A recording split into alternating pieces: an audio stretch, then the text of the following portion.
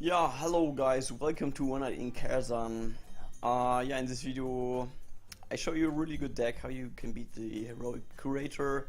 I think from more than 10 attempts I just lost 1 or 2 games, so it's really efficient. Yeah, the Curator has this special hero power that he has Taunt, so yeah, he protects his own minion. You will have problems to get rid of his minions, and the deck idea I have is to get rid of his minion, or to get trades. Put a lot of Taunt's minion in my deck, so that my boss is protected or my face is protected, and he has to trade his minions into my minions.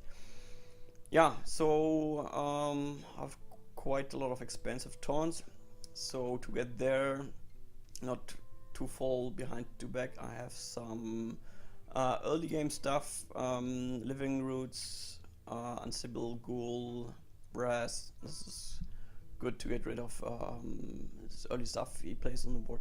Innervate and Wild Growth is to ramp. Then Mulch is good if he plays some really strong minions, especially if he gets them early on. Then Ogre Brood. Yeah, I've tested him a few times. The good thing is that he not always attacks face. He might also sometimes hit a minion. It's not so reliable, so I'm really not that sure how good he is. But so far he was quite useful to me.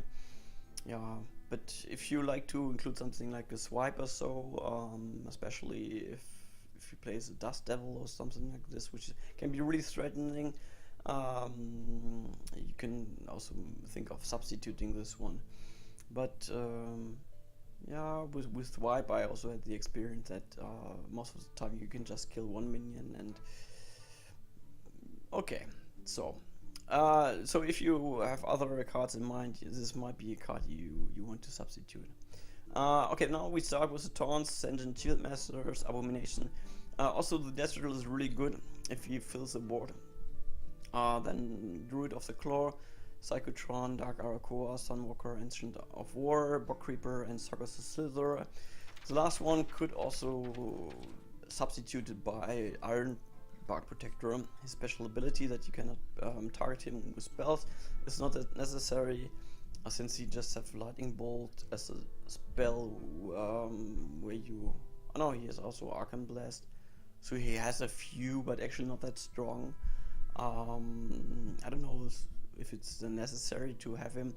I think Iron Bark Protector is as good as Sagas the Slitherer, so you can also substitute Sagas the Slitherer for Iron Bark Protector if you don't have him. Yeah.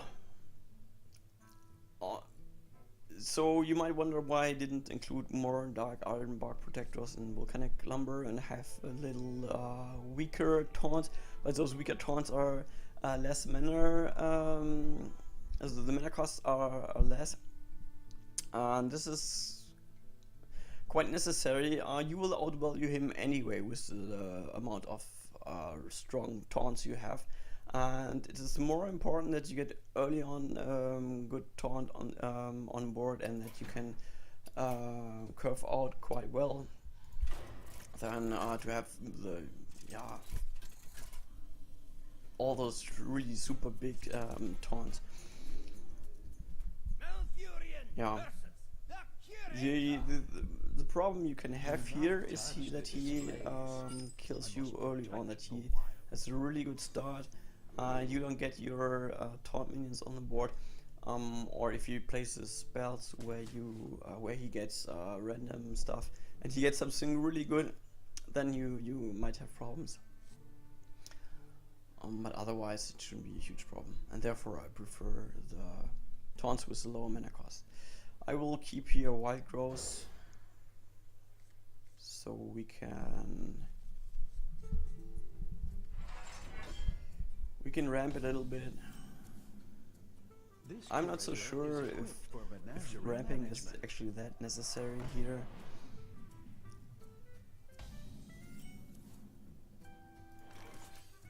So we kill this guy. It's also good that he loses next turn because of the Overlord. Okay, here's a coin. Tiny fish things go free. Oh, this is pretty. This can be really dangerous if you get really good stuff, but yeah, so far this is not so threatening.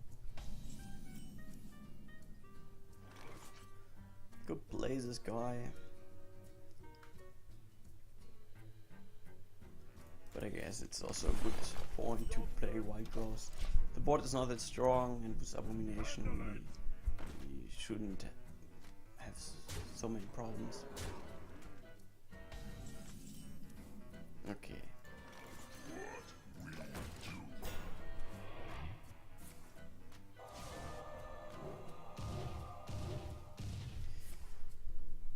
Yeah, what I wanted to say is that I wasn't so sure if ramping is that necessary. I still have the wild growth in there because you can use them to cycle cards in the end.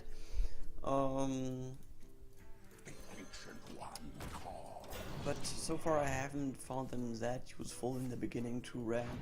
Here it was okay, but most of the time I didn't use it, it was just in my hand. And yeah, I waited until turn 10 when I could cycle then.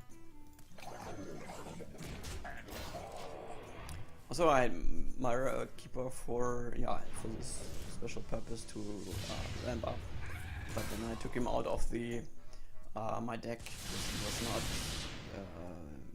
not useful enough.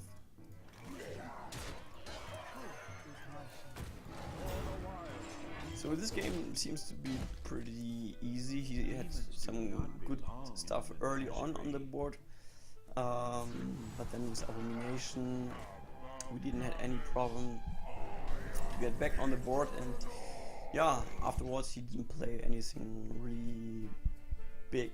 Now he finally played Demon's Loose, and he got some really huge minion Mal'Ganis. But this is where we have mulch for, exactly for this purpose.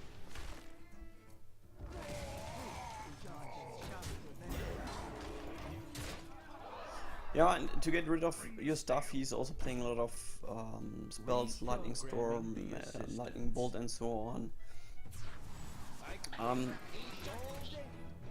So actually, he's running out of cards pretty soon.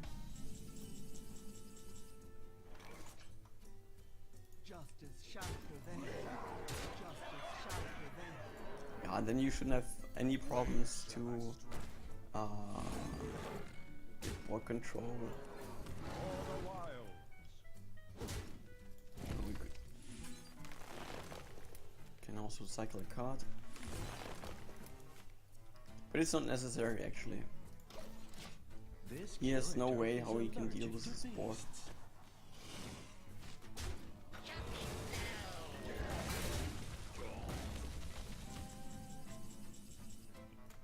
So, getting rid of his last minion.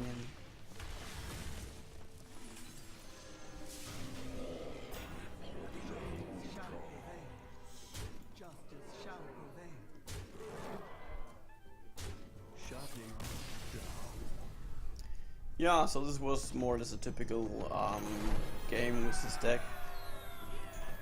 You mulligan for early removal stuff. Yeah, and then you play from turn 5 on, you play your taunts, and in the end you just outvalue him. He will have so many problems to get rid of all your taunts. He will run out of cards eventually. And then this is where you take over board control, and he has no chance to come back. Even though he is lucky with his random spells cards, which summon him some minions. Yeah, either you have mulch, or if you don't have them, yeah, even if you use one card can kill 2 big taunts. You have so many strong taunts. You just outvalue him, and so this makes this deck so successful. Yeah, so guys, try it out, have some fun with this deck, and yeah. Also check out my other decks for the other bosses. especially for the menagerie. I think I found some really good decks for Ilhoff. One which almost works always, also Nightbane, also the Opera. So far all my decks have more than 80% win rate. Not the one from the parlor, but the other ones. So check them out and have fun playing them.